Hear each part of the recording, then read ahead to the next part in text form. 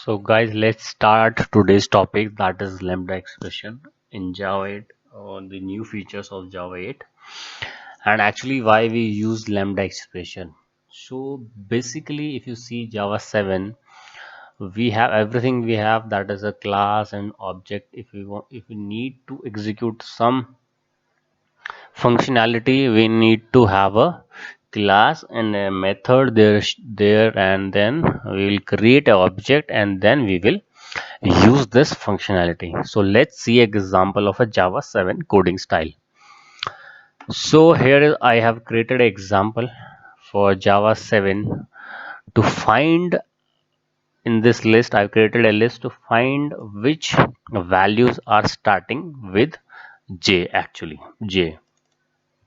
So I've created a list here, and after that what I've done, I've created a class new test lambda, this class instance. Then I call this method that is starts with J, and I passed the value features here. So if you see here in this particular method, I have created, I pass this list, and after that I am creating a new list to store the values which are starting from the J. I am iterating it over here using the for loop for each loop, and then after that I am writing the value starts with J, then adding this all the values in the new list and return that particular list. Here I am returning the list, and here I am printing the data here. So if you run this, you'll see the output is Java because only one value is starting with the J. Other values are not starting with the J. So basically in an object oriented language, if you see, we need a object, we need a object to access this particular feature. So this is our business logic, where actually we are doing the actual work. All these things are, you can say, uh, extra things for us, because we need only this particular business logic. So that is actually a Java 7 way, or we can say the old way, when we need to execute such functionality.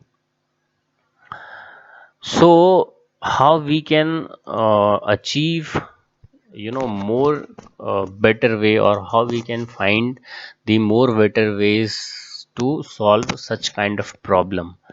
So for that actually we have a functional programming. So what actually functional programming does, it will reduce our code, it will make our code as a faster, because if we have less number of lines, then our code will be faster.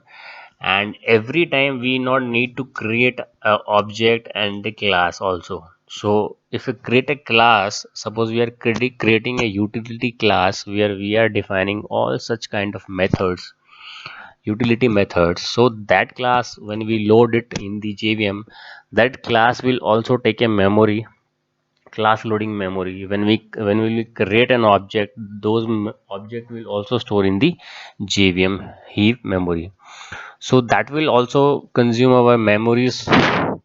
So it we can save our memories by using functional programming also. So let's see how we can use lambda expression in this particular example, and how we can achieve this thing in a, we can say, faster way, or we can say in a shorter way. So let's see with this example. So what I have done, I've written this thing here, the example. So here we have same features array list. I'm converting that features to the stream. Then I'm using the filter here, because that streams is actually, it is also introduced in Java 8. We'll discuss streams in later session, but as of now you understand, whenever we call like this, it means we are converting the particular collection or list in a stream. After that we are applying a filter, and we are using this particular starts with J. So that starts with J actually defined here. If you see this one, So what I have done, I have used the predicate interface which is provided by the Java 8 APIs. We'll discuss that predicate interfaces also later. What are those interfaces actually? And what I'm doing actually, this is called lambda expression in Java. So what I'm doing, I'm passing a variable n here, and I'm creating a body of a lambda expression. So what this body says, if that particular variable, whatever variable value we have, it starts with j, this logic is here, entire logic is here. We not need to write like that, if else and iterate it every time. We not need to write it like that, as in we are writing in Java 7. So the actual business logic we have created like this. The it's we can say it's a prototype of a business logic. So that we have created here, and here we can use this one, starts with j variable. So we are passing that predicate into a filter, and after that this for loop is provided in Java 8 also. So we are using that iteration mechanism of Java 8 for each, and same thing we are doing. We are passing a variable n, one value, and we are printing it.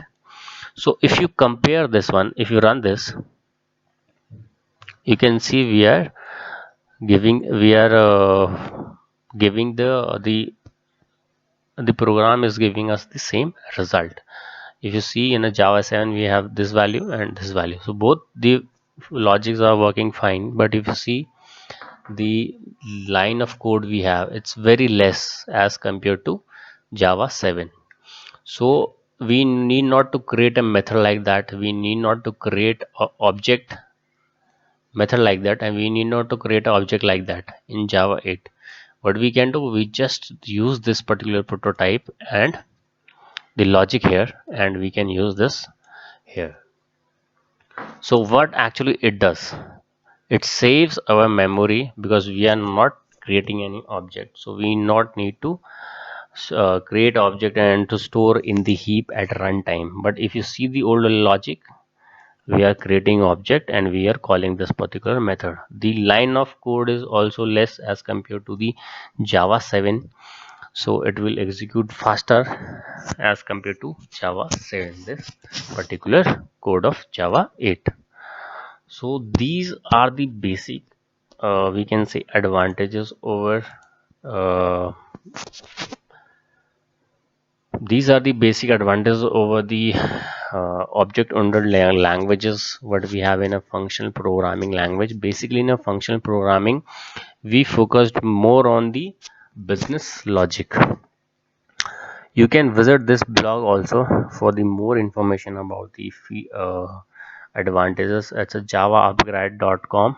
So here I have written everything what I said. The same example is here, the other examples also are here, how we can use such different examples are here. You can go through this blog and you can do the things. So basically what we have achieved in by using the functional programming, less memory, it consumes less memory, it is a faster, it has less lines, the code is easier to understand.